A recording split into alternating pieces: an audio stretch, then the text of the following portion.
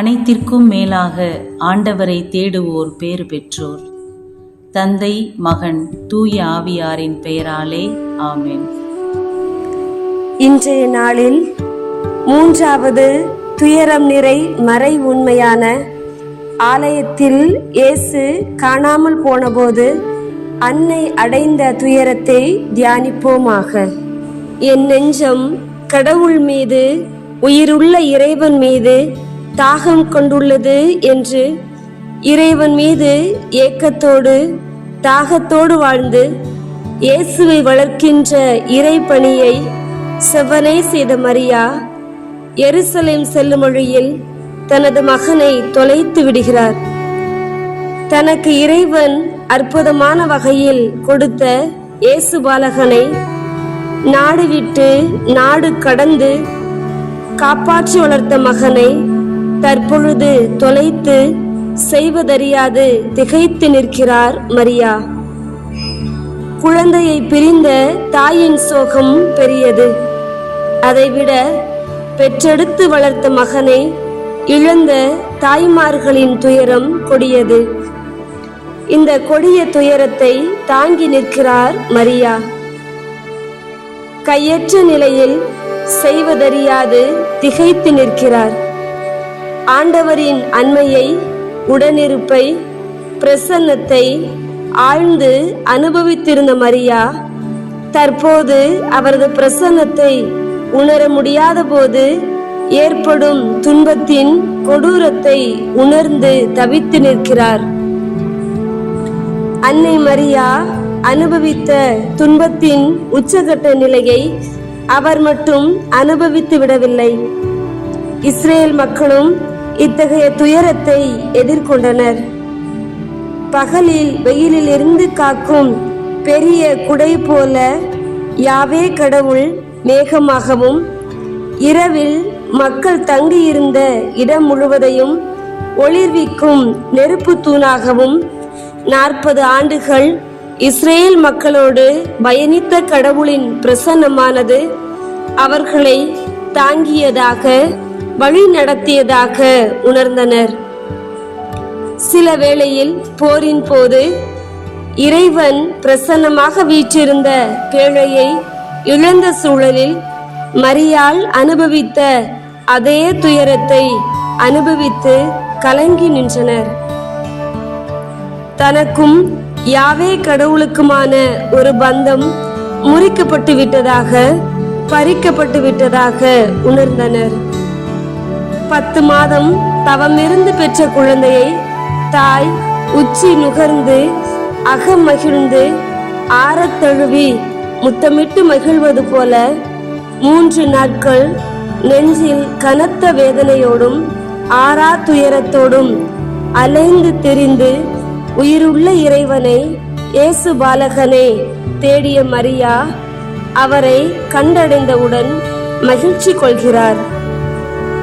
தன் மகனை கண்டவுடன் மனதிற்குள் பூரிப்பும் மகிழ்வும் ஏற்பட்டாலும் அவர் ஆலயத்தில் அறிஞர்களிடையே உரையாடி கொண்டிருப்பதைக் கண்டு கலக்கமும் ஆச்சரியமும் அடைகிறார்.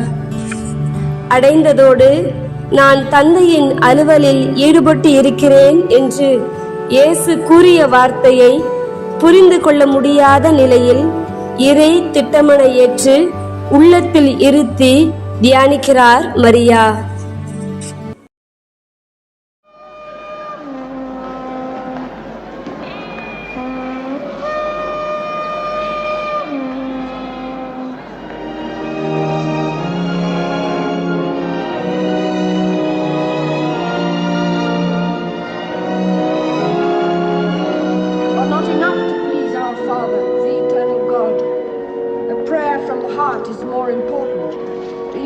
What King Solomon said after he built the temple.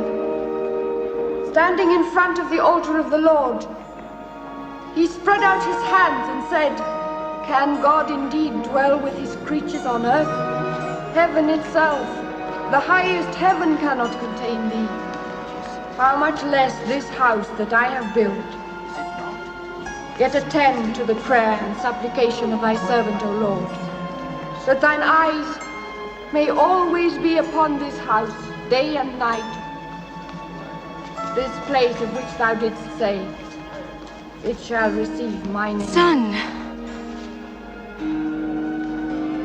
We've been looking for you everywhere. Why were you looking for me everywhere? Did you not know you would have found me in my Father's house?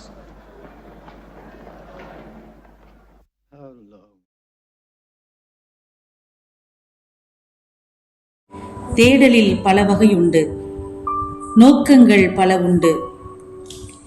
ஏரோதுவும் இயேசுவை தேடினான், வழிபட அல்ல. அந்த தேடலில் அச்சமும் அநீதியும் நிறைந்திருந்தது. நம் அன்னை மரியாவும் தேடினார். வரமாய் வந்த தெய்வத்தை இழந்துவிடக் கூடாது என்ற ஏக்கத்தில் தேடினார். தாய் மரியாவை தொடர்ந்து சக்கேயு, பாவிகள், விபச்சாரிகள், நூற்றுவ தலைவர், வரி வசூலிப்பவர்கள் என அனைவரும் இயேசுவை தேடி கண்டடைந்து அவரது உடனிருப்பிலும் அரவணைப்பிலும் நிறைவையும் ஆறுதலையும் பெற்றனர். நற்கருணையில் இயேசுவின் உடனிருப்பை தேடி கண்டடைந்ததால் தான் உடல் நலிந்த நோயாளிகளிலும் என்னால் இயேசுவை காண முடிந்தது என்கிறார் புனித அன்னை தெரசா. நாமும் நமது மனித பலவீனங்களாலும் பரபரப்பான வாழ்க்கை முறையாலும் இயேசுவை இழந்து போகாமலும் நம் அன்னையைப் போல் உடனே அவரை தேடி கண்டடையவும் இறையருள் வேண்டுவோம். அன்று காணாமல் போன இயேசுவை அன்னை மரியாள் தேடினார். இன்று தொலைக்காட்சிகளிலும் தொடர்பு சாதனங்களிலும் தொலைந்து போகும் குழந்தைகளை, சினிமா மோகத்தில் சிதைந்து போகும் சிறுவர்களை, செல்ஃபி கலாச்சாரத்தில் தன்னை சார்ந்த பெற்றோர் உடனிருப்புகளின் சங்கடங்களையும் சவால்களையும் பற்றி சிறிதும் சிந்திக்காமல் சுயநல உலகில் தொலைந்து வாழும் இளைய தலைமுறையினரை தேடி கண்டடைய வேண்டிய சமூக சூழலில் நாம் வாழ்ந்து கொண்டிருக்கிறோம். பொருளை, பணத்தை தொலைத்தால் மீண்டும் பெறலாம். ஆனால் வாழ்க்கையை தொலைத்தால் தேடி கண்டடைய இயலாது என்பதை இன்றைய இளையோருக்கு உணர்த்த நாம் அழைக்கப்படுகிறோம். மகனே, ஏன் இப்படி செய்தாய்? இதோ பார், உன் தந்தையும் நானும் உன்னை மிகுந்த கவலையோடு தேடிக்கொண்டிருந்தோமே என்ற அன்னை மரியின் தேடல் அனைத்திற்கும் மேலாக இயேசுவையும் அவரது விழுமியங்களையும் அன்னை இதயத்தில் சுமந்தார் என்பதை நமக்கு எடுத்து காட்டுகின்றது.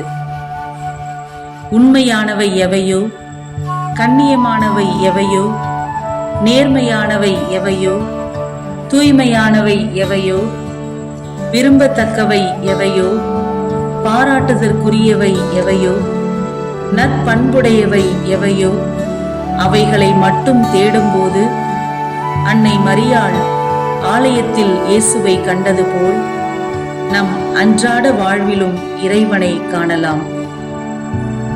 அத்தகைய தேடலில் தொடர்ந்து ஈடுபட இறைவனிடம் சிறப்பாக ஜெபிப்போம்.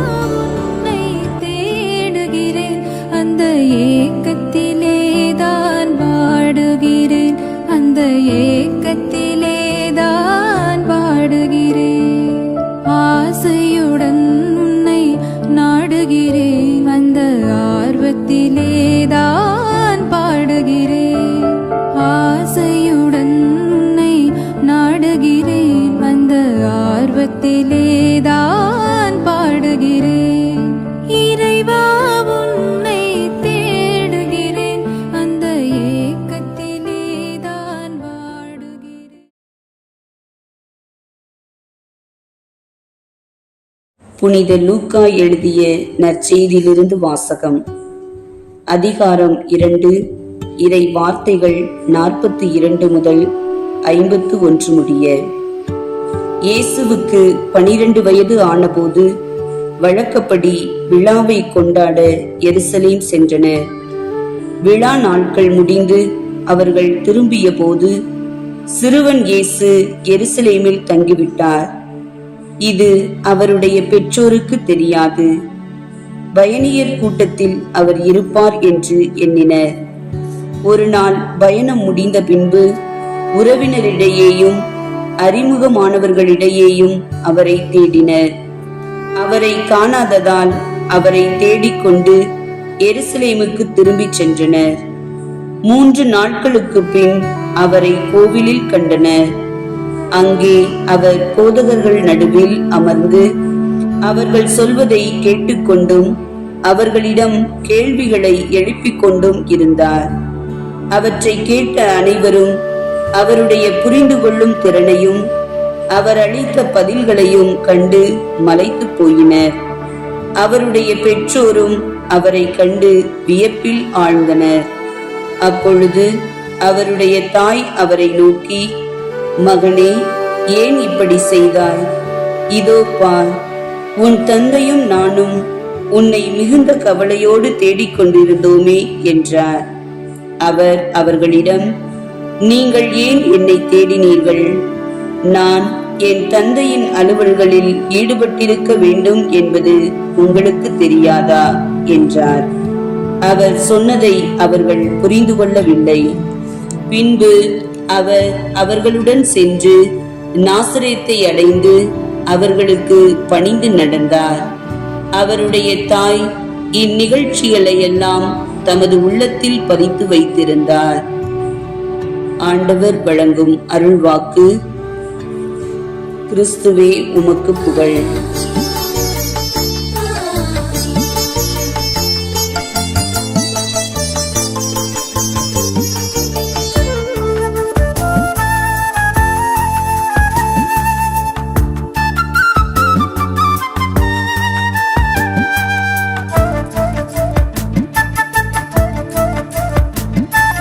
நான் தேடும் ஞானம் நீயே ஏசையா, இன்றும் நானாக வேண்டுமே உன்னில் நானையா.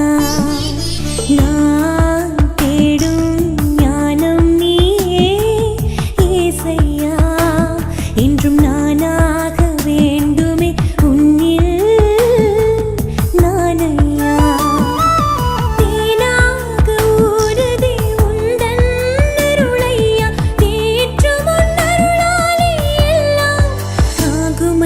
போதுமையா ஏசையா,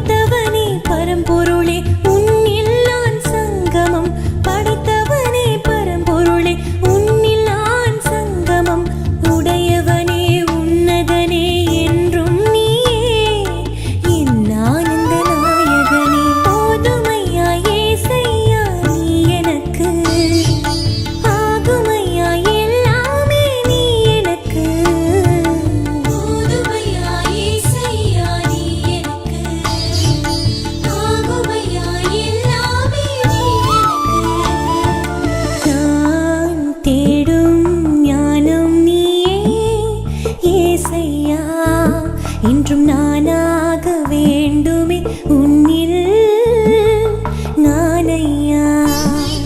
நான் தேடும் ஞானம் நீயே ஏசையா, என்றும் நானாக வேண்டுமே உன்னில் நானையா. தேனாக ஊறுதே உந்தன் அருளையா, தேற்றும் உன் அருளாலே எல்லாம் ஆகுமையா போதுமையா ஏசையா, நீ எனக்கு ஆகுமையா எல்லாமே நீ எனக்கு. போதுமையா ஏசையா, நீ எனக்கு ஆகுமையா எல்லாமே நீ எனக்கு. நான் தேடும் ஞானம் நீயே ஏசையா, என்றும் நானாக வேண்டுமே உன்னில் நானையா.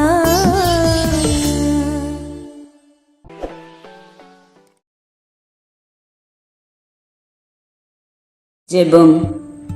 அம்மா மரியே, உம் வாழ்வென்னும் புனித பயணத்தில் திருமகனை இழந்து துயருற்ற வேதனையிலும் அவரை கண்டபோது கேட்ட இயேசுவின் வார்த்தைகளை புரிந்து கொள்ளாத நிலையிலும் உம் இதயத்தால் இறைவனுக்கு முற்றிலும் பணிந்து வாழ்ந்தீர். இறைவனையே நம்பி வாழும் நாங்களும் எல்லாவற்றிற்கும் மேலாக இயேசுவை தேடவும், அவசர உலகில் தன் சுய அடையாளம் இழந்து தொலைந்து போகும் இளைய தலைமுறையினர் தங்கள் அடையாளங்களை தேடி மீட்டெடுக்க துணை புரியும் இறை மக்களாக தொடர்ந்து வாழவும் அருள் தாரும் அம்மா. ஆமென்.